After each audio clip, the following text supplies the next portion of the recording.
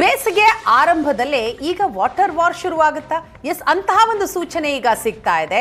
February ತಿಂಗಳು ಈಗಲೇ ಬೇಸಿಗೆ ಶುರುವಾಗ್ಬಿಟ್ಟಿದೆ. ಇನ್ನು ಮುಂದಿನ ದಿನಗಳಲ್ಲಿ ನೀರಿನ ಸಮಸ್ಯೆ ಉದ್ಭವ ಆಗುತ್ತಾ ಅನ್ನುವಂತಹ ಟೆನ್ಷನ್ ಇದೆ. ಇದರ ನಡುವೆ ತೆಲಂಗಾಣಕ್ಕೆ ವಿಜಯಪುರದ ಆಲಮಟ್ಟಿ ನೀರು ಹರಿಯತ್ತಾ ಆ ಪ್ರಶ್ನೆ.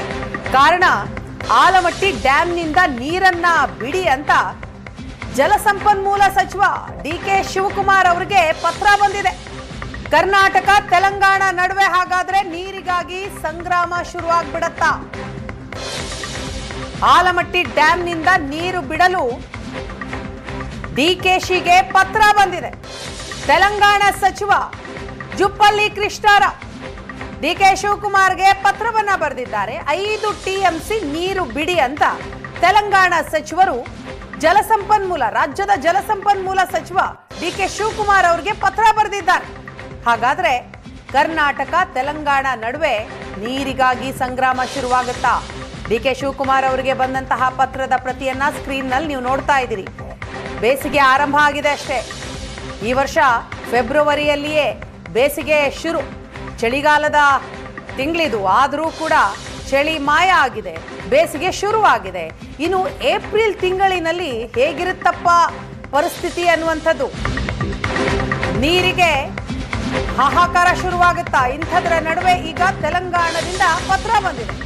ತೆಲಂಗಾಣ ಸಚಿವರ ಪತ್ರದ ಬೆನ್ನಲ್ಲೇ ಡಿ.ಕೆ. ಶಿವಕುಮಾರ್ ಉತ್ಸುಕತೆಯನ್ನು ತೋರುತ್ತಿದ್ದಾರೆ. ನೀರಿನ ಮಟ್ಟ ಸಂಗ್ರಹಿಸಲು ಅಧಿಕಾರಿಗಳಿಗೆ ಡಿ.ಕೆ.ಶಿ ಸೂಚನೆ ಕೊಟ್ಟಿದ್ದಾರಂತೆ.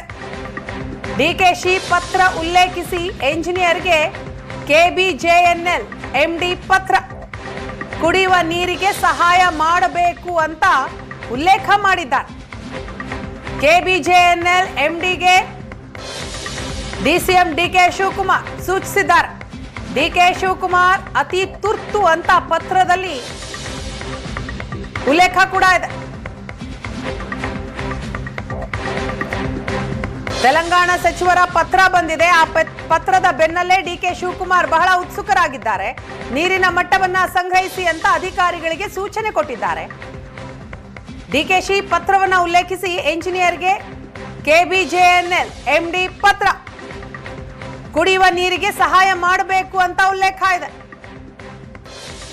DCM ಡಿ.ಕೆ. ಶಿವಕುಮಾರ್ KBJNL MDಗೆ ಸೂಚಿಸಿದ್ದಾರೆ. ಅತಿ ತುರ್ತು ಅಂತ ಪತ್ರದಲ್ಲಿ DCM ಡಿ.ಕೆ.ಶಿ ಹೆಸರು ಉಲ್ಲೇಖ ಇದೆ.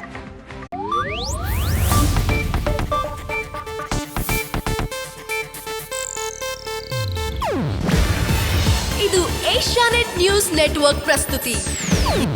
ನೀವು ನೋಡ್ತಿದ್ದೀರಾ ಏಷ್ಯಾನೆಟ್ ಸುವರ್ಣ ನ್ಯೂಸ್.